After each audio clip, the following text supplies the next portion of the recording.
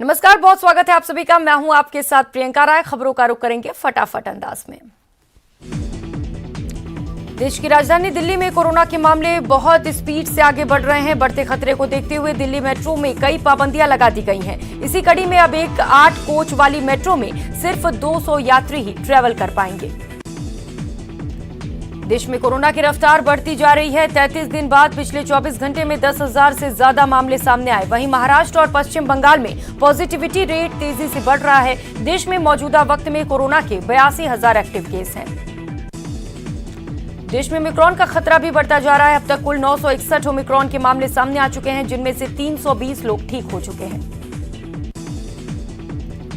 राजधानी दिल्ली में सबसे ज्यादा ओमिक्रॉन के मामले अब तक सामने आए हैं। दिल्ली में अब तक 263 मामले सामने आए। वहीं दूसरे नंबर पर महाराष्ट्र, तीसरे नंबर पर गुजरात और चौथे नंबर पर राजस्थान, जहां 69 मरीजों में ओमिक्रॉन वेरिएंट की पुष्टि हुई।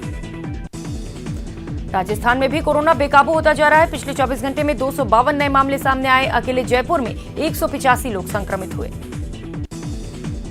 प्रदेश में एक महीने में रिकॉर्ड वैक्सीनेशन हुआ। दिसंबर में अब तक 1 करोड़ 24 लाख लाभार्थियों को टीका लगा। अगस्त में सबसे ज्यादा 1 करोड़ 20 लाख लाभार्थियों का टीकाकरण किया गया।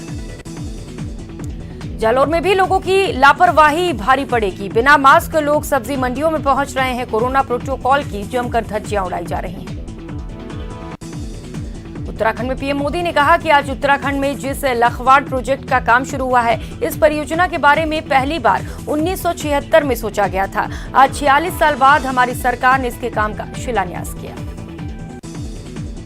पीएम मोदी ने कहा कि जो पहले सरकार में थे, उन्होंने कभी उत्तराखंड के सामर्थ्य की परवाह नहीं की। इसका परिणाम ये हुआ कि हमें न तो कभी पर्याप्त बिजली मिली, न ही किसानों के खेतों को सिंचाई मिली और देश की अधिकतर ग्रामीण आबादी को पाइप से शुद्ध पानी के अभाव में जिंदगी गुजारनी पड़ी। दिल्ली के उच्च न्यायालय और जिला अदालतें कोविड-19 के बढ़ते मामलों के कारण 3 जनवरी से 15 जनवरी तक सिर्फ वर्चुअल मोड में काम करेंगी। आम आदमी पार्टी ने पंजाब विधानसभा चुनाव के लिए 8 उम्मीदवारों की अपनी छठी सूची जारी की। आम आदमी पार्टी विधानसभा चुनाव के लिए अब तक 96 उम्मीदवारों की घोषणा कर चुकी है। केंद्रीय मंत्री मुख्तार अब्बास नकवी ने धारा 370 पर बोलते हुए कहा कि 370 खत्म होने के बाद वे लोग जो अलगाववाद और आतंकवाद का सुरक्षा कवच बने हुए थे, वे लोग अब आइसोलेट हुए हैं। इसी के साथ अलगाववादियों और आतंकवादियों के हौसले भी पस्त हुए हैं।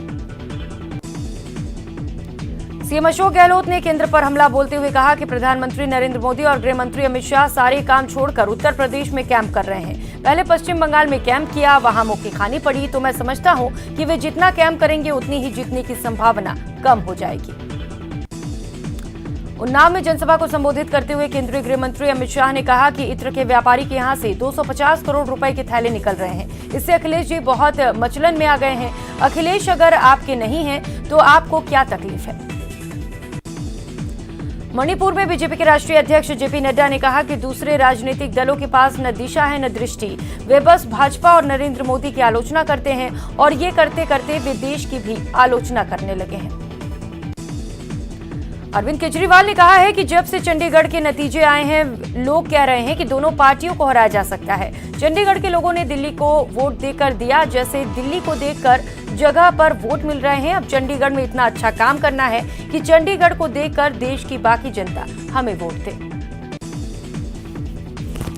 मुख्यमंत्री ममता बनर्जी ने कहा कि नागरिक उड्डयन मंत्रालय क्या करता है ये देखना होगा, क्योंकि यूके से आने वाली फ्लाइट में कोरोना से ज्यादा मामले देखे जा रहे हैं। केंद्र सरकार की जिम्मेदारी है कि जिन देशों में कोरोना के मामले ज्यादा आ रहे हैं, उसके मद्देनजर पाबंदियां लगाए।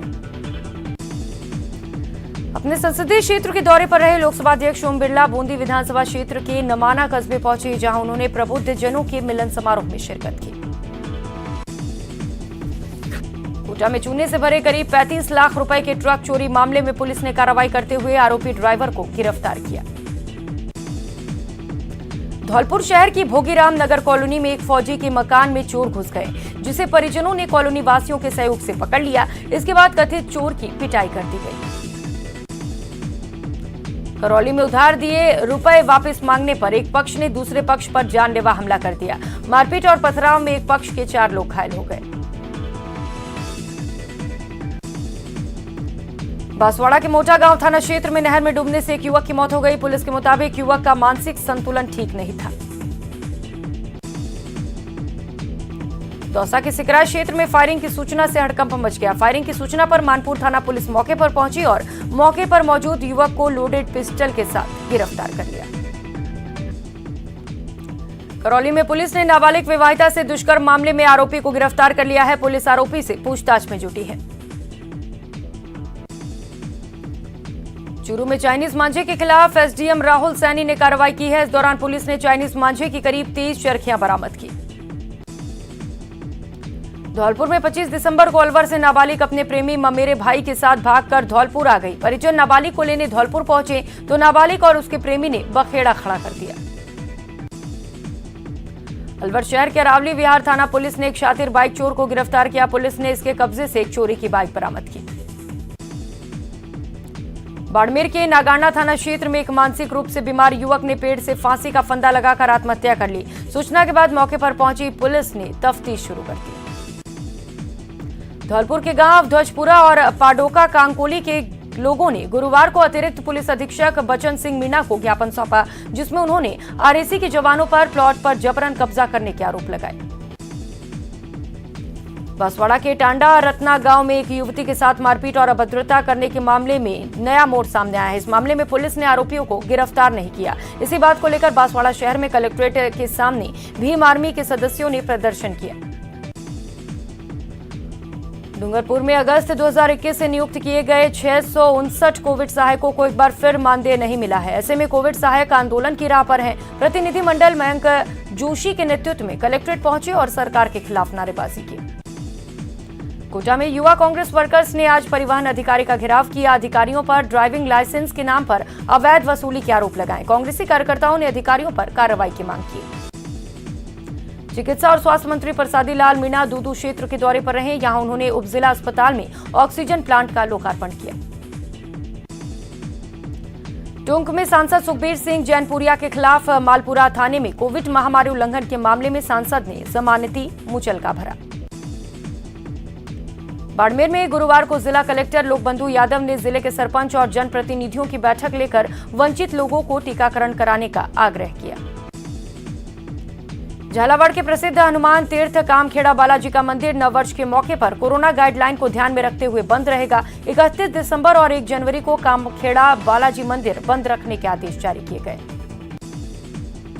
चूरू के तारानगर कस्बे की सूरजाराम बगीची में 2 अक्टूबर से चलाए गए प्रशासन शहरों संग अभियान का समापन हुआ। 88 दिनों तक चले शिविर के अंतिम दिन कुल 50 लोगों को आवासीय पट्टे वितरित किए गए। बूंदी में जिला कलेक्टर रेणु जयपाल और पुलिस अधीक्षक जय यादव ने मानधाता बालाजी के उबड़ खाबड़ रास्ते से पैदल चलकर रास्ते का निरीक्षण किया। अलवर में पुलिस ने 3 शातिर चोरों को गिरफ्तार किया। 23 दिसंबर को उन्होंने वारदात को अंजाम दिया था। श्रीगंगानगर के किन्नू के बांग्लादेश में खासी डिमांड रहती है और यही वजह है कि आज रेल के माध्यम से ये किन्नू रवाना किए गए। कोटा की टावा थाना क्षेत्र में कच्चे मकान की दीवार ढह जाने से 3 लोग दब गए। हादसे में एक व्यक्ति की मौत हो गई। अलवर में 31वीं राष्ट्रीय स्ट्रेंथ लिफ्टिंग और इंक्लाइन ब्रेंच प्रतियोगिता हो रही है। इससे बाहर से आए खिलाड़ियों ने मार्च पास्ट निकाला। प्रदेश के रेवेन्यू बोर्ड के नवाचारी फैसले के तहत पहली बार डूंगरपुर में जिला स्तरीय राजस्व कार्मिकों का सम्मान समारोह ईडीपी सभागार में आयोजित हुआ। जागरूकता यात्रा के राष्ट्रीय संयोजक निखिल डे के नेतृत्व में निकाली गई जवाबदेही यात्रा डूंगरपुर में दाखिल हुई, जहां पहुंचने के बाद रैली भी निकाली गई। रेल प्रशासन ने कोटा नागदा रेल खंड में 4 रेलगाड़ियों के 3 रेलवे स्टेशन गरोठ, शामगढ़ और सुवासरा पर ठहराव देने का निर्णय लिया। अलवर में कॉलेज में स्पोर्ट्स और कल्चरल एक्टिविटीज का कार्यक्रम आयोजित हुआ, जिसमें प्रदर्शनी सहित मनोरंजन के भी कार्यक्रम रखे गए। कोटा में नेत्रदान का कारवां लगातार बढ़ता जा रहा है। 20 वर्षीय युवक की मौत के बाद उसका नेत्रदान कराया गया। नए साल के स्वागत के लिए रणथंभौर में दुनिया के कोने कोने से सैलानियों का हुजूम उमड़ पड़ा है। राजस्थान का कश्मीर कहा जाने वाला माउंट आबू सैलानियों के आकर्षण का केंद्र बना है। इस बार भी नए साल पर लोग जमकर जश्न मनाएंगे। भारत ने दक्षिण अफ्रीका के खिलाफ पहले टेस्ट मैच में 113 रन से जीत हासिल की। 3 मैचों की सीरीज में भारत ने 1-0 की बढ़त बनाई। शानदार शतक जमाने वाले उपकप्तान KL Rahul man of the match चुने गए।